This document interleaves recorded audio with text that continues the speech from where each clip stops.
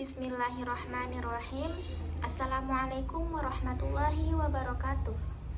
Alhamdulillahirabbil alamin. Wassalatu wassalamu ala asrofil anbiya wal mursalin wa ala alihi wa sahbihi rasulillahi ajma'in. Asyhadu an la ilaha illallah wa asyhadu anna Muhammadar Rasulullah. Allahumma shalli ala Muhammad wa ala ali Muhammad. Alhamdulillah, pada kesempatan kali ini saya bisa mereview beberapa materi yang telah Bapak paparkan di pertemuan kedua tadi.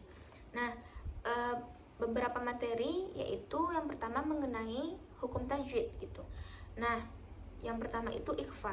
Ikhfa apabila nun mati bertemu atau tanwin bertemu dengan 15 huruf, yaitu beberapa contohnya yaitu fa, ta, tha, ko, dan ja, maka dibaca dengung. Setelah itu kalau izhar apabila nun mati atau tanwin bertemu dengan alif ha, ain ha, ghain kho, maka dibaca jelas. Terus juga ada idgham bil gunnah apabila nun mati atau tanwin bertemu dengan mim nun wawiyah. Terus juga ada idgham bil gunnah apabila nun mati atau tanwin bertemu dengan lam dan ro. Terus juga ada alif lam syamsiyah dan alif lam qamariyah. Bedanya yaitu alif lam syamsiyah lanya tidak ada sukun, sedangkan kalau qamariyah lanya ada yang sukun. Terus selanjutnya materi mengenai penafsiran Al-Qur'an gitu. Penafsiran ayat Al-Qur'an. Tadi dijelaskan mengenai 3 ayat. Yang pertama itu dalam surat Al-Jumu'ah ayat 9, yang kedua itu dalam surat Al-Maidah ayat 2, dan yang ketiga itu surat Al-Mujadilah ayat 11. Nah, di sini saya akan mereview penjelasan dari ayat Al-Mujadilah ayat 11. Surat Al-Mujadilah ayat 11, yaitu yang berbunyi A'udzu billahi minasy syaithanir rajim.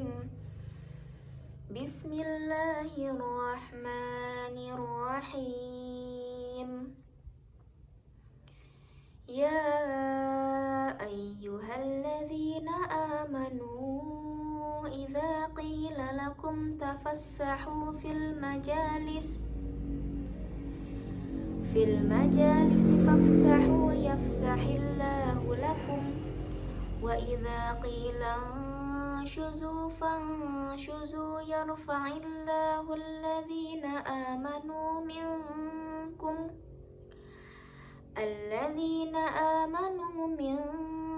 walladhina utul ilma darajat wallahu bima ta'maluna khabir. Shadaqallahul azim. Yang artinya itu, hai orang-orang yang beriman, apabila dikatakan kepadamu berlapang-lapanglah dalam majelis, maka lapangkanlah, niscaya Allah akan memberi kelapangan untukmu. Dan apabila dikatakan berdirilah kamu, maka berdirilah, niscaya Allah akan meninggikan orang-orang yang beriman di antaramu dan orang-orang yang diberi ilmu pengetahuan beberapa derajat. Dan Allah Maha mengetahui apa yang kamu kerjakan. Nah, dalam surat ini dijelaskan bahwa Allah memerintahkan kita untuk berlapang-lapang dalam majelis gitu. Kita harus saling tolong menolong, harus saling men-share ilmu-ilmu yang kita dapatkan gitu. Dalam majelis itu seperti contohnya majelis zikir gitu. Kalau misalnya ada sekelompok orang atau sekelompok majelis itu sedang berzikir untuk mengingat Allah, maka kita harus mengikuti nasihat-nasihatnya, karena Islam itu kan merupakan nasihat gitu.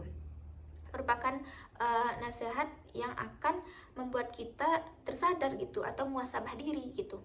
Nah, terus juga dalam berlapang-lapang di sini kita juga harus menerima pendapat orang lain gitu. Kalau misalnya dalam sebuah musyawarah gitu, dalam musyawarah itu misalnya berbeda pendapat dengan kita, maka kita harus terima dengan lapang dada gitu.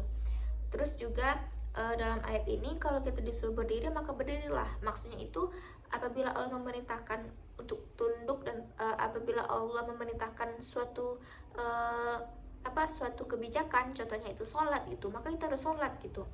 Atau menutup aurat bagi perempuan atau yang laki-lakinya juga, maka kita harus menutup aurat juga gitu. Maka itulah beberapa intisarinya. Terus juga mengenai ilmu pengetahuan, di dalamnya tadi dijelaskan bahwa Allah akan meninggikan derajat orang yang berilmu gitu, beberapa derajat gitu. Jadi maksudnya itu ilmu itu merupakan sumber dari amal gitu. Maksudnya itu kalau misalnya kita mau beramal gitu, maka kita harus memiliki ilmu gitu. Gimana jadinya kalau kita nggak punya ilmu tapi kita ingin beramal gitu? Contohnya apa? Contohnya seperti surat Al-Mujumu'ah tadi ayat 9 kan dijelaskan bahwa seorang laki-laki itu yang sudah balik atau yang belum balik pun harus wajib untuk pokoknya laki-laki gitu, wajib untuk menyelenggarakan sholat Jumat gitu, menyelenggarakan sholat Jumat gitu. Maka kita kan kalau misalnya kita seorang muslim, kalau nggak tahu ilmunya, nggak tahu tata caranya, rukunnya dan segala macamnya itu, bagaimana kita bisa melakukan sholat Jumat gitu. Maka disinilah pentingnya ilmu gitu. Karena kalau kita misalnya mau beramal, kita harus punya ilmu dulu gitu. Nggak sembarangan untuk beramal gitu. Nah, ilmu itu juga ada beberapa bagian gitu. Maksudnya ada 2 macam. Yang pertama itu ilmu fardu ain dan fardu kifayah.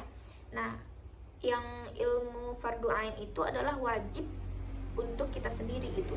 Jadi kita sebagai seorang muslim itu wajib untuk menuntut ilmu gitu. Dimana dalam sebuah hadis dijelaskan bahwa thalabul ilmi fardhatun ala kulli muslim. Yang artinya itu menuntut ilmu itu wajib bagi setiap muslim. Nah, jadi tidak ada kata tidak atau tunggu untuk menuntut ilmu gitu. Karena ilmu itu memang wajib gitu. Nah, di sini ilmu yang seperti apa yang harus kita pelajari gitu. Yang fardu ain ini contoh ilmunya yaitu ilmu agama Islam gitu. Ilmu yang kalau kita Islam tentu kita harus mengetahui tentang Islam gitu. Nggak mungkin kalau kita mau misalnya kita mau mandi junub gitu, tapi kita nggak tahu caranya gitu, dan percuma gitu kita Islam tapi nggak tahu caranya gitu. Makanya kita harus menuntut ilmu mengenai Islam gitu, mengenai bagaimana Islam itu menerangkan apakah ini boleh dalam Islam gitu, apakah ini nggak boleh dalam Islam gitu, atau bahasa dengannya itu apakah ini halal atau haram gitu. Itu dalam syariatnya, dalam syariat Islam. Nah, terus juga yang kedua adalah fardu kifayah. Fardu kifayah itu adalah ilmu, contohnya itu kayak ilmu kedokteran, ilmu sains dan teknologi gitu. Nah, tadi kan ilmu yang fardu ain itu kan tidak bisa diwakili gitu. Karena ilmu kalau misalnya sholat gitu, itu kan fardu ain, maka gak bisa diwakili kan. Kalau sholat maka harus dilakukan sendiri. Begitu juga dengan menuntut ilmu. Sedangkan fardu kifayah kita harus menuntut ilmu boleh diwakili gitu. Contohnya apa? Misalnya kita nih memilih, saya sendiri misalnya saya jurusan pendidikan agama Islam gitu, teman saya jurusan kedokteran, jadi saya tidak berkewajiban untuk menuntut ilmu kedokteran gitu. Karena ada orang lain yang bisa dan berhak untuk menuntut ilmu kedokteran gitu. Beda kalau fardu ain itu, kalau misalnya kita sholat gitu, maka tidak bisa diwakili gitu. Misalnya saya sholat, tapi teman saya menggantikan yang mewakili saya untuk sholat gitu, itu nggak bisa gitu. Nah, begitulah pentingnya ilmu gitu. Dan Allah akan meninggikan derajatnya bagi orang-orang yang berilmu gitu. Nah, setelah kita berilmu gitu, kita tidak hanya menyimpan ilmu kita sendiri kan. Jadi kita harus mengajarkan kepada yang lainnya gitu.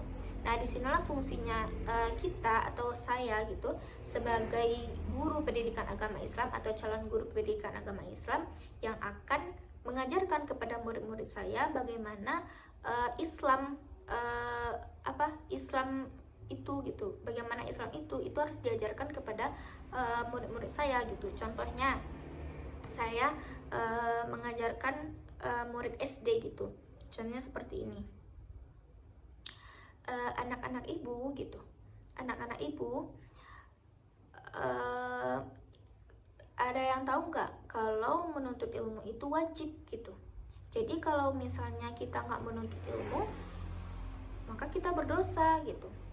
Karena apa? Karena menuntut ilmu itu wajib, dan kalau kita nggak menuntut ilmu, kita akan jadi bodoh gitu. Kita tidak tahu apakah ini baik buruknya, kita nggak tahu gitu. Makanya kita harus menuntut ilmu supaya Allah meninggikan derajat kita gitu. Karena Islam itu adalah orang-orang yang memiliki ilmu yang tinggi gitu. Contohnya apa gitu? Contohnya seperti orang-orang yang terdahulu gitu. Nabi Muhammad atau sahabat-sahabat Nabi gitu ya, pas memiliki ilmu yang tinggi gitu. Kenapa? Karena dahsyatnya ilmu itu, sahabat-sahabat Nabi bisa menghafal Al-Quran dengan baik gitu. Terus juga mengajarkan kepada kaum muslim yang lain gitu. Terus juga mengislamkan orang yang kafir. Terus juga menguasai dunia, 2/3 bumi, 2/3 dunia gitu. Itu kenapa bisa terjadi? Karena ilmu gitu. Karena mengamalkan ilmu yang telah kita dapatkan gitu. Ilmu itu, anak-anak ibu, ilmu itu harus diamalkan kalau misalnya itu baik gitu. Jadi kalau misalnya kita nggak berilmu, jadinya apa? Kita bodoh gitu. Contohnya banyak sekarang teman-teman kita yang kadang nggak bisa menuntut ilmu. Akhirnya apa? Akhirnya ada yang maling, ada yang mencuri. Karena apa? Karena mereka tidak tahu apakah itu baik atau buruk gitu. Nah, maka di sini ibu berharap anak-anak ibu bisa menuntut ilmu, semangat menuntut ilmu, dan insya Allah Allah meridhoi kita semua. Nah, itu beberapa contoh, sedikit contoh yang saya berikan kalau misalnya saya menjadi kalau saya menjadi seorang guru PAI gitu. Dan mungkin hanya itu beberapa review materi yang saya dapatkan dan saya pahami. Semoga bisa bermanfaat juga untuk teman-teman semua. Terima kasih. Assalamualaikum warahmatullahi wabarakatuh.